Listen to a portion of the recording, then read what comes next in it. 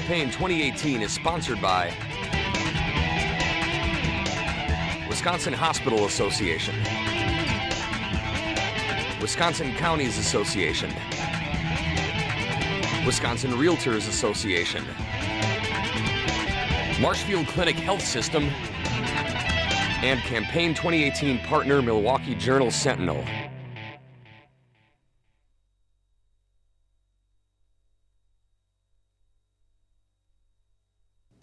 Mandela Barnes of Milwaukee is a Democratic candidate for Lieutenant Governor. Mandela, welcome back to WisconsinEye. Thanks a lot. Always a good time to be here with you. Okay, I heard your very energetic vision of the Lieutenant Governor's office at the convention, but let's assume these viewers didn't.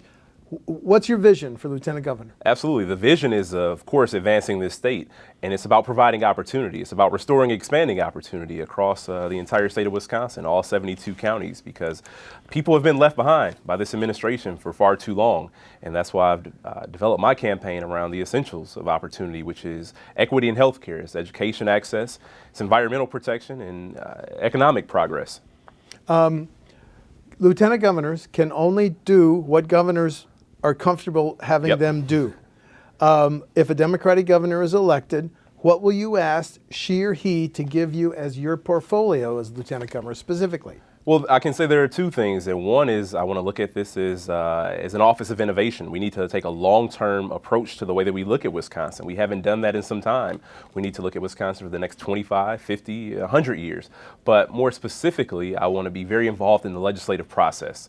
I want to be very sure that we have an executive branch and a legislative branch that is working together, because our problems are too far. We have too many problems that need to be addressed on day one, and it takes experience to make sure that those problems are properly addressed. And the relationships that I have in the legislature on both sides will be very beneficial to any incoming administration. So, given your experience in the State Assembly, where you served how many terms? 2 terms. 2 terms. Do you want to be the chief liaison of the governor's office to the Assembly and Senate? And let's do that. I'm very interested. So for the last year, I've worked for a group called State Innovation Exchange, and we provide research and policy support to state legislators across the country. We help them lead with a vision. We help them to broaden their platform, to help them set their agenda and be more effective at governing, to not just look at what's wrong, but look at what we can do right. And some of the experiences that I've had in other states and seeing some of the big, bold legislation that's gotten passed has made me want to run for Lieutenant Governor to do that specifically right here in Wisconsin. Okay, let's play this out. A Democrat and yourself are elected governor and lieutenant governor November 6th. Yep. The governor calls you in and says, I respect your knowledge of Milwaukee, but brief me now on the most important issues in Milwaukee and the most important solutions. What are you going to tell she or he? Yeah, I'm going to tell them that, Milwaukee, as many other communities in this state, is in deep need of investment. People can look at a school system, you can look at anything else, but you have to first understand that community investment has to happen first. And there are way too many people in a concentrated area that are doing really bad. I mean, you look at the rate of poverty statewide, we're at 12% poverty. You look at Milwaukee, it's much higher. Other communities across the state of Wisconsin have a much higher poverty rate. So that is, on the high end, that's on the top tier of issues that must be addressed. Poverty. The governor-elect then looks at you and says, Mandela, the MPS 4-year graduation rate is 60%. What are your ideas on how to improve that? Answer. Again, that goes back to community. When you look at students, we have to invest in our children. If students, they show up to school with health needs that aren't addressed, they show up with other needs. Again, we can go back to the poverty rate. We can look at the fact that 1 out of 19 students in MPS is homeless. That's over 5% of the student population that shows up at a significant disadvantage. If those issues aren't addressed, you got students coming to school on empty stomachs, aren't ready to learn, that creates a real problem. And if that's not addressed, then we aren't serious about changing, shifting the paradigm in education. So it starts with investing in children, investing in communities, and that's why I've been a strong proponent of the community school model to address the core needs of students so that when they show up to that building, they show up on level playing field. When they leave, they're ready to continue their learning in the home. And also make sure that parents are ready to be active participants in the education process, because that is very necessary and is one of the bigger differences. I'm an MPS graduate myself. I was born on 26th and Locust, so I'm not far removed from any of the biggest issues facing the city of Milwaukee. And that's why, that's one reason why I'm running for Lieutenant Governor, to not only share that story, but to take that experience into governing to make sure that we are actually getting to the root cause. So let's continue with this. The governor-elect says, I hear you, but on MPS, is it a matter of more state money to MPS, or is it a matter of targeting things like your community schools program that you just talked about? So like most other issues in the state, the money is there, we're just spending it wrong.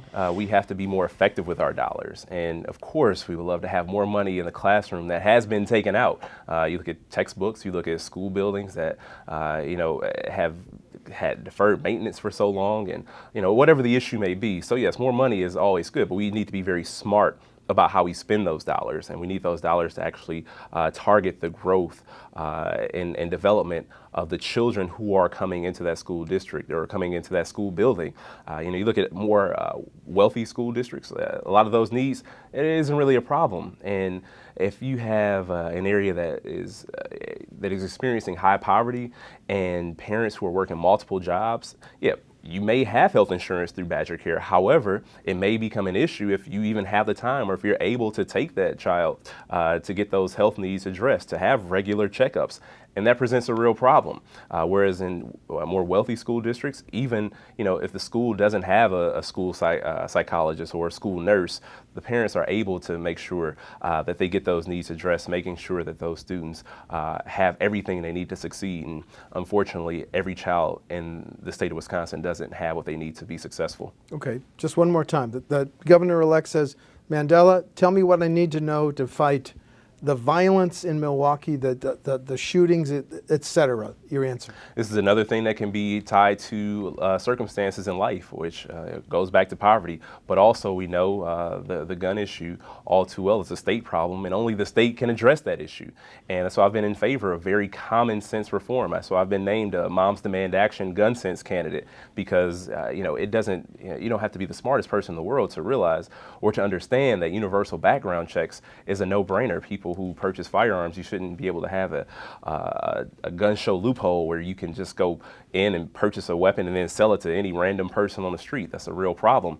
Also, mandatory reporting for lost and stolen firearms. That makes a whole lot of sense because it's easy to say, oh, I lost my gun, or it was stolen, and that gun was used in the commission of a crime. So if there's mandatory reporting, there's a little more accountability for the gun owner, and there's a little more ability for people to feel at least a little more safe. Jason Fields was the only Milwaukee Democrat to vote for Foxconn. Mm-hmm. He stood on the floor of the Assembly and said, I believe state officials who promised me that my constituents are going to have an opportunity for jobs whenever Foxconn is developed. Do you believe that there is a potential for Foxconn jobs for residents of Milwaukee's inner city? Well, there would be an opportunity, but not at the scale that we need it to be actually effective, to actually say that, okay, well, this is a worthy investment. I don't think that, of course, somebody's going to work. They just have the new headquarters in Milwaukee, so there will be some impact, but the impact does not match the investment. That's where the real problem is, because we're spending way too much money. That's a $200,000 per job subsidy. We could have better invested that money in renewable energy here in the state of Wisconsin and looked at where the jobs are actually being created. We could have spent that money to help small businesses because we're dead last in new business startup growth. This is yet another instance where we need to be more wise with the dollars that we spend. One more thing on Foxconn. So you would support, Mr. Flynn says, I would sue to stop it, but state contracts are in place. Do you really think that the next governor, whoever he or she is, should stop Foxconn or wait and see how it plays out? So the thing about that, we need to step back and take a real look. We need to make sure that Foxconn is not doing irreparable harm to our environment, to our air. I mean, this is the air pollution created by Foxconn is going to contribute to smog. Mm-hmm. That's not good for anybody. Mm-hmm. The 4.3 million gallons of water, the 7 million taken out, 2.7 return. That is a real problem. And we need to be sure that water is actually being treated. And with the way our DNR is staffed right now, I don't have confidence that that's going to be the case. Who's going to be the regulator? Who's going to be the watchdog? So we need to make sure that provisions are in place to protect us economically and also to protect our environment. if you're elected lieutenant governor, will you ask to be part of budget briefings that will yield to the next governor, that will result in the next governor presenting her or his budget to the full ledge? Yeah, I am the only candidate running for lieutenant governor in this primary who's actually been through a budget process. So I absolutely want to be involved in the budget process, just as I want to be involved in the legislative process as a whole. Next governor asks you, this gridlock in the Capitol on highway funding, what are your thoughts on how to resolve it? Answer. Yeah, so the way that we resolve it, one, I mean, again, you can look back at Foxconn and see that road projects across this entire state are going to be delayed. And, the best way, well, first, I think we need to look at alternate forms of transportation, which has been a part of my plan. Multimodal transportation, people need to be able to get in and out easily. And to go back to the question about Milwaukee and Foxconn, if we were able to revive the KRM, that will make the deal somewhat more palatable, because we would have confidence that people can get from point A to point B, which is a huge problem. And so I think we need to look more at how we move people across the state, and also, that would create less stress on our roads. But the governor has not found out a way. I don't think we should borrow our way down the road, as we have been doing for a long time. Well, you mentioned at the start of this interview that one of your priorities is healthcare. Yep. Talk to me about your vision for change to improve healthcare, not only in Milwaukee, but across the state. Oh yeah, I've gotten to the point, I make sure that my focus isn't just Milwaukee. Milwaukee is home and charity starts at home. However, across this entire state, people are paying way more for health insurance than we need to. We're on average, we're paying twice as much as our neighbors in Minnesota. So day one, Medicaid expansion. We take the federal dollars, and I am also very much in favor of a public option for Badger Care for All to reduce costs, and also making sure that we have someone in the Attorney General's office who's not going to be afraid to go after these drug companies for price gouging, because that is a real problem, and it's a huge driver of the cost of overall health care. A big issue in the next budget is going to be prisons. Waupun and Green Bay are built in the 1800s. We're going to close the 2 juvenile prisons. Do we need a state prison? And if so, should Milwaukee be considered as a site, or do we not need a new state prison? Yeah, so the problem is we need to reduce our overall prison costs. Another instance of a tale of 2 cities, if you will, even though they're states, Wisconsin and Minnesota, being that they spend about half as much on incarceration. And that is a real problem, that we spend $1.5 billion to send people to prison. We need to look at more rehabilitative methods, so that there will be no need for a new prison. We send too many people back to prison on revocations when they go out, they need to have a plan. They need to have a path to employment or a path to education, whichever one would suit that person best. Tragically, Wisconsin leads the nation in the incarceration rate for African Americans. How can we do better with that problem? Yep, we can do better by, again, providing those alternatives that have been proven to work in other states, but we're just so slow to adopt. When people go to prison on nonviolent offenses, because there are so many people with nonviolent offenses in our prison system, there are so many people with mental health needs that have gone unaddressed in our prison system. So we need to be able to find a better way to address mental health in the state of Wisconsin, and we need to figure out how to not send nonviolent offenders to prison, because it's a real problem. It starts with reform in the drug laws. I mean, legalization of marijuana is one start, because your second offense with marijuana is a felony. There's no reason, even if people who don't think that marijuana should be legal do not think that people should be sent to prison for it. So we start by rehabilitating nonviolent offenders, helping them to become productive members of society at a cost of $30,000 plus to send somebody to prison. We can much more easily, we can subsidize employment for that much money, for nonviolent offenders. We can subsidize education 3 times over for a person, instead of sending them to prison, instead of locking them up in a place where the chances are they're going to return to society worse off than when they went in. You've been going around the state. Everywhere. Everywhere. What's the perception of Milwaukee outstate in Eau Claire and La Crosse and Wausau and Green Bay? Is there a perception that, Milwaukee, trouble spot for the state? Or is there your message about talking up Milwaukee? Is it well received? Well, yeah, that's the thing. It's you go to any state that has a bigger city, there's going to be a certain perception about that bigger city. But the more we have conversations, and that's one thing I'm proud about this campaign, is we've been working to bridge as many gaps as possible. Smaller towns I go to, I say, look, we're dealing with a lot of the same issues that you are. It's just it's only different because our population is larger. However, we have these hurdles that we need to get over together. And we begin to change the way that people think and feel about the city of Milwaukee, because we have to realize this is all the state of Wisconsin. And people are doing bad everywhere, and people need opportunity that they haven't seen in a long time, regardless of where you are in this state. Is it a good thing that there are now 9 candidates for governor in your party?